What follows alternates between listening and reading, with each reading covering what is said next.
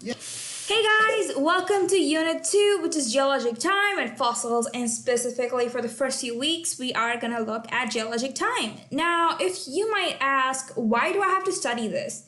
Well, you have to study this in order to understand the workings of the Earth, to understand the history that shaped the Earth and many organisms that lived in the Earth millions and billions of years ago. It helps us to learn more about the past, and learning the past helps us understand the future or the present even better. And an average lifespan of a human being is only about like 70, 80, 90 years. So learning about something that took place millions of years ago essentially expands your life if you think about it. Let's look at today's content. So today's Wednesday, so we are going to talk about some fossils.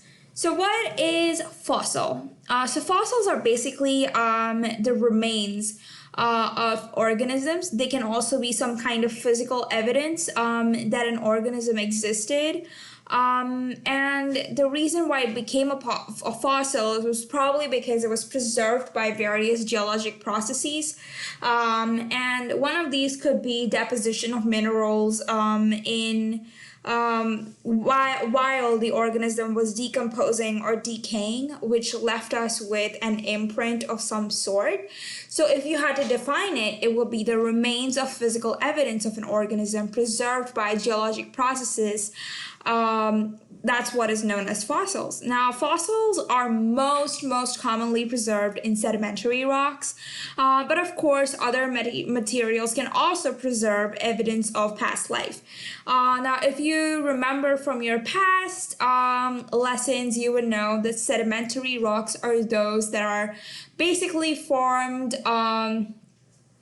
because of other rocks, because of previous rocks, or because of previous organisms that kind of solidify and kind of become rocks. So sedimentary rocks is probably the most common place where you'll be able to find fossils.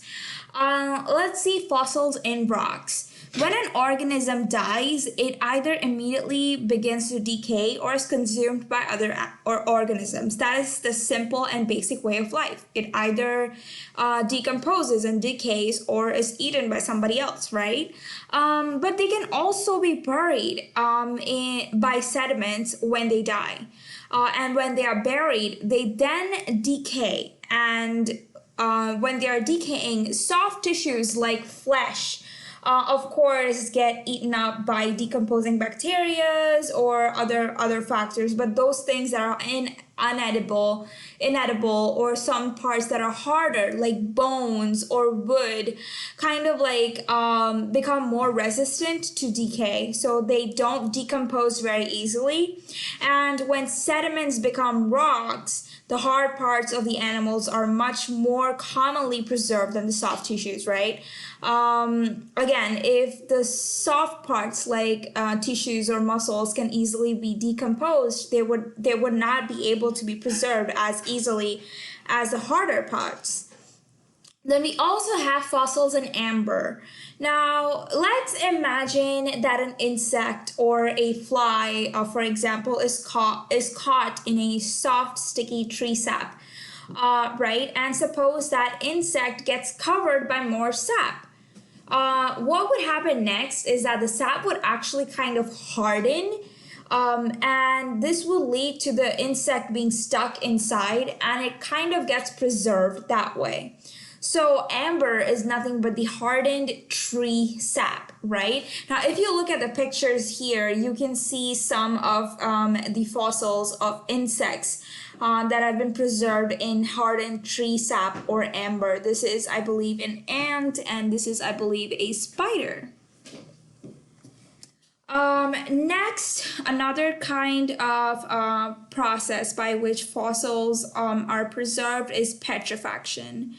Now, petrifaction is basically a process where minerals kind of replace the organism's tissues. So, let's look at this picture over here, right? Now, let's look at this. This is actually a wood from a tree, right? Now, this obviously looks like something else has taken place instead of the actual particles that are composed of the wood, right? So these are actually minerals that kind of take the place of actual tissues and kind of become the fossils. Now, this is obviously another way in which organisms are preserved, and there are two forms of petrifaction. One is permineralization. Now, permineralization is basically the process in which the pore space are like very, very tiny spaces, and these kind of like get filled up by minerals. And it normally happens in the harder tissue like bone or wood or shells, right? So permineralization is the process where the pore space or like the very tiny spaces in the organism's hard tissue gets filled up by minerals. And the other form of petrifaction is actually replacement.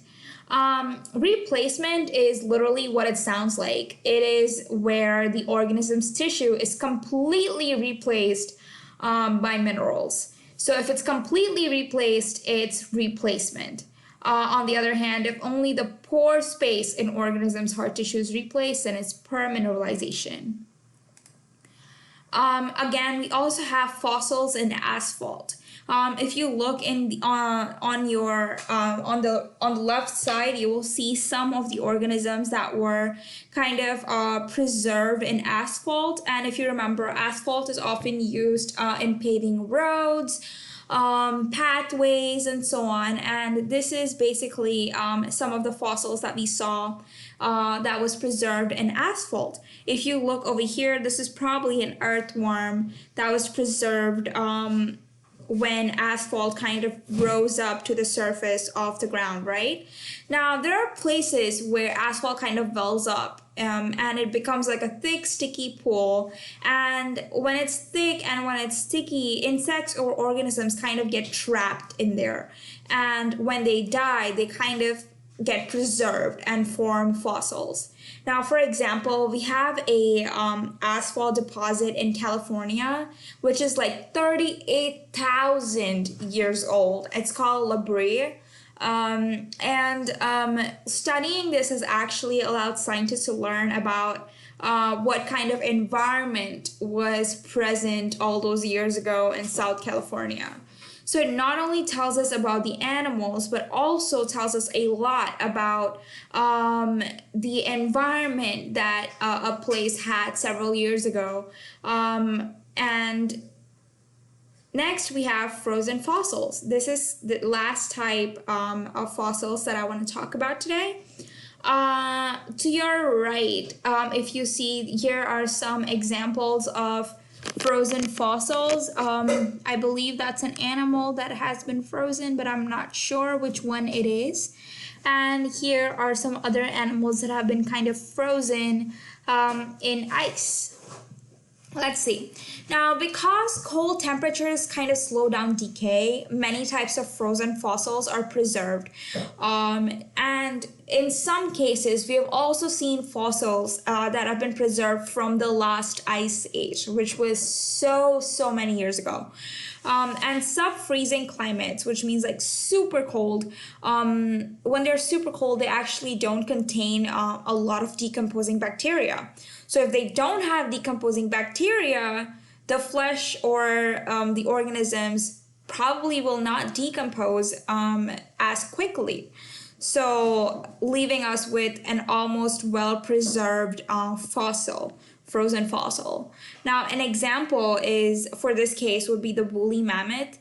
Now, this is a type of elephant, a species that was extinct almost 10,000 years ago. But because it is a type of frozen fossil, scientists are able to learn about this species today. I mean, if we did not have this, we would not even know these kind of creatures existed in the past, right? So yeah, that is the frozen fossils. So today we learned about different kinds of fossils. First, we had fossils that were found in amber. We also learned about fossils in rocks. We learned about petrifaction. fossils in asphalt, and finally frozen fossils. I hope you guys do great, and if you have any questions, please go ahead and follow up with me as soon as you can. And I will see you guys later. Bye.